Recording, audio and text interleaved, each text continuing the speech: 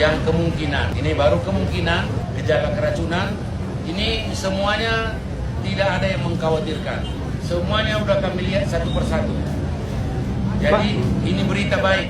Kalaupun ada sesuatu kejadian, berita baiknya adalah semua anak-anak kita dalam keadaan baik-baik. Dia bilang ini berita baik karena kondisi 255 siswa yang diduga keracunan MBG di Brastagi cepat ditangani medis dan tidak ada yang mengkhawatirkan. Di mana pikiran Bapak ini? Ini tuh 255 anak jadi korban keracunan MBG. Pure, ini tuh kelalaian SOP. Ini kan ibaratkannya Bupati ini ngomong masih untung karena 255 anak ini ditangani dengan baik oleh medis dan tidak mengkhawatirkan gitu. Maksud aku janganlah keteledoran kelalaian SOP MBG ini dibungkus sama kalimat masih untung kayak gini lah, kabar baiknya kayak gini lah. Nggak habis pikir aku. Cuma menurut kalian. Nah ini deh nih, yang katanya pegawai Kopdes kerja 10 hari gajiannya cuma Rp76.000. Dirut PT Agrinas minta maaf ya atas kekacauan gaji pengelola Koperasi Desa Merah Putih di Bojonegoro katanya. Pekerjanya cuma dapat 76.000 gara-gara salah hitung di Excel. Hitung kerja 10 hari jadi cuma sehari.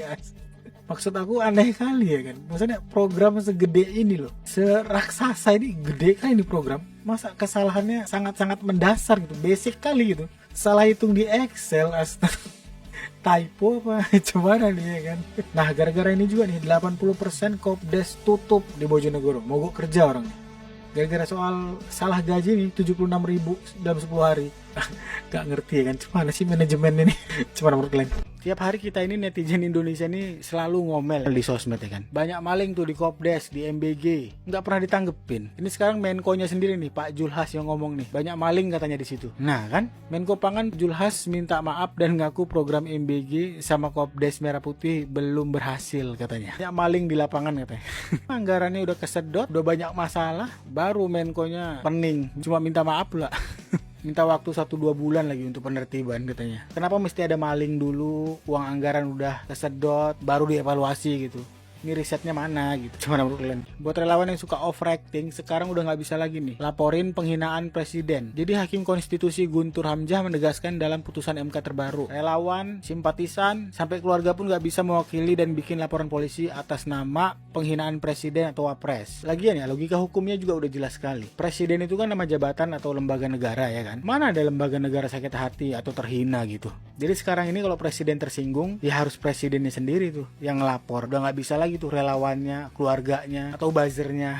nggak bisa diproses. Cuman menurut kalian, gedung Kopdes sudah berdiri di atas gunung, udah dibangun semuanya, baru bingung ini gimana cara lewat mobil, kendaraan motor ke sana ya.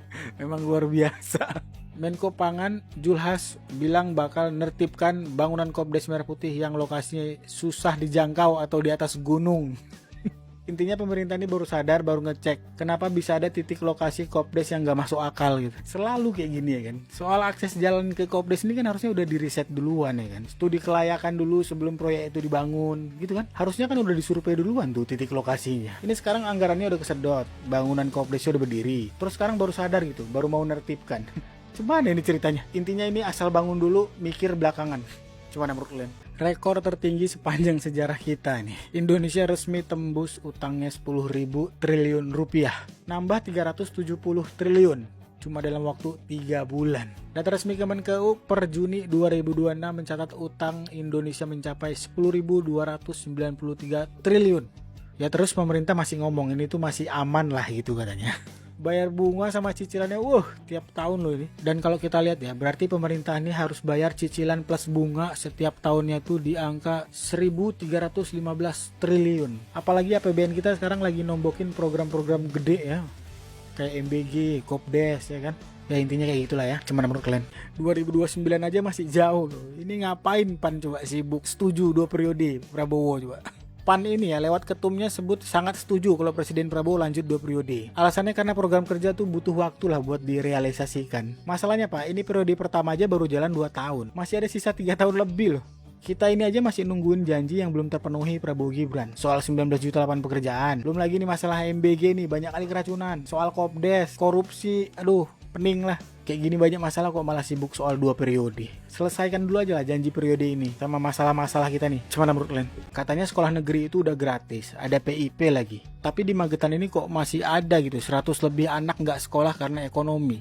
aturan sekolah negeri udah gratis sih udah oke ya. Ada PIP juga untuk ngasih uang tunai kan, beli seragam, beli tas sama transportasi. Tapi kenapa Dinas Pendidikan Magetan ini konfirmasi ratusan anak terpaksa putus sekolah demi bantuin orang tuanya cari makan. Jadi pertanyaannya kan kok bisa gitu. Kalau kita lihat di lapangan ya, nggak semua anak miskin tuh terdata dapat PIP, program Indonesia Pintar nih ya. Bantuan PIP ini cuma ratusan ribu aja setahun. Nggak sembanding juga lah sama pengeluaran orang tuanya untuk harian anaknya sekolah ini. Jadi ya si anak terpaksa ikut orang tuanya untuk kerja, untuk cari makan, ketimbang sekolah. Intinya ya, aturan sekolah negeri gratis sama ada PIP ini udah mantep sih secara aturan ya kan. Tapi kalau kita lihat kenyataannya itu beda cerita ya. Nah, gimana kalau di daerah kalian? PIP ini udah tepat sasaran apa belum? Gimana menurut kalian?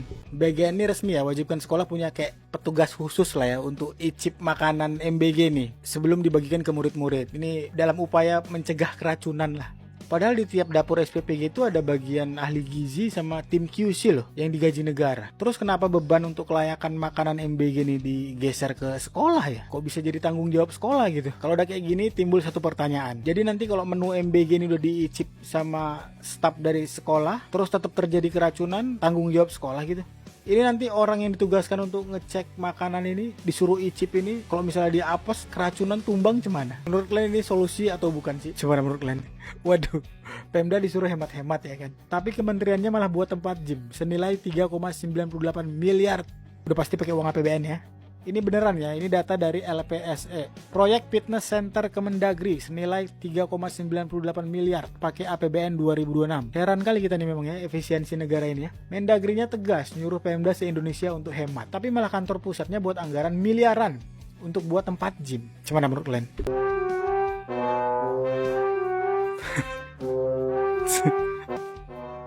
Bisa sebelahan gitu ya. Kopdes nempel sebelahan sama Kopdes juga. Tapi tunggu dulu, kita cek dulu ya kan. Secara fakta gedung ini memang nempel ya sebelahan. Tapi ada alasannya nih kenapa bisa nempel kayak gitu. Jadi dua gedung Kopdes ini tuh berada tepat di batas dua wilayah desa yang berbeda. Intinya masing-masing bangunan Kopdes ini pakai tanah di desa yang berbeda lah gitu. Itu perbatasannya tuh. Katanya sih biar hemat anggaran lah gitu. Untuk alasan administrasinya ini masuk akal ya. Tapi perencanaan tata ruangnya ini tetap kocak ya. Dua gedung koperasi kembar nempel. Coba menurut kalian? Waduh, kok kayaknya enak kali ya. Kayak kita yang ujian, kita sendiri yang buat soalnya, kita sendiri yang ngasih nilai. Oke gitu nilainya. Jadi Presiden Prabowo ini nyebut 2 tahun kepemimpinannya bernilai oke. Gerindra juga bilang ini bukan klaim sepihak.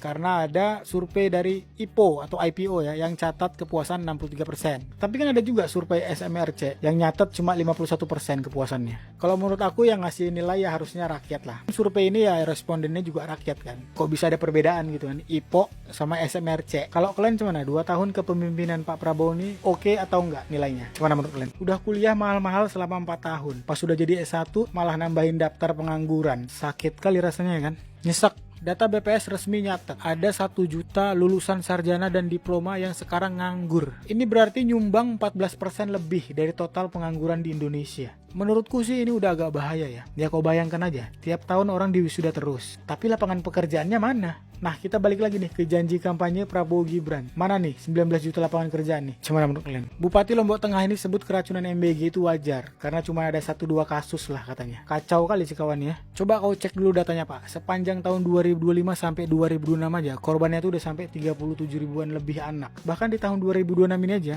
Udah 9 ribuan anak diduga keracunan MBG coba. Bupati Lombok Tengah ngomong kayak gini tuh waktu Februari kemarin. Tapi belakangan ini lagi rame lagi nih soal omongan dia nih. Gara-gara ada dapur MBG di Lombok Tengah yang terpaksa dihentikan ya. Karena ada dugaan kasus keracunan baru. Masa dibilangnya hal wajar? Udah jelas puluhan ribu ya kan yang keracunan. Kok dibilang 1-2 kasus? Gimana menurut kalian? Udah puluhan ribu anak keracunan. Tapi penyelesaian dari BGN tuh cuman minta maaf. Dari Januari 2026 sampai Agustus sekarang ini aja nih ya. Udah 9 ribuan kasus loh. Anak yang diduga keracunan MBG. Jadi kalau kita total ya dari awal program MBG ini berjalan itu udah tembus di 37 ribu anak. Nah yang bikin kita heran ini loh, udah 37 ribu anak jadi korban keracunan MBG ini. Anehnya itu kok belum ada juga gitu yang jadi tersangka. Belum ada juga yang diproses hukum. Aneh kan? Nggak ngerti lagi ya. Gimana menurut kalian? Masuk lagi berita korupsi. Proyek digitalisasi SPBU dikorupsi 322 miliar.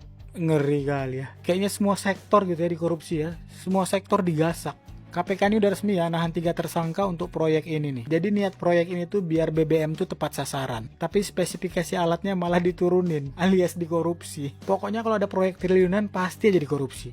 Pasti dicari-cari celahnya untuk korupsi. Kalau udah hampir semua sektor dikorupsi, ini kayak mana nih negara kita nih ke depannya nih? Dah lah, cuma menurut kalian.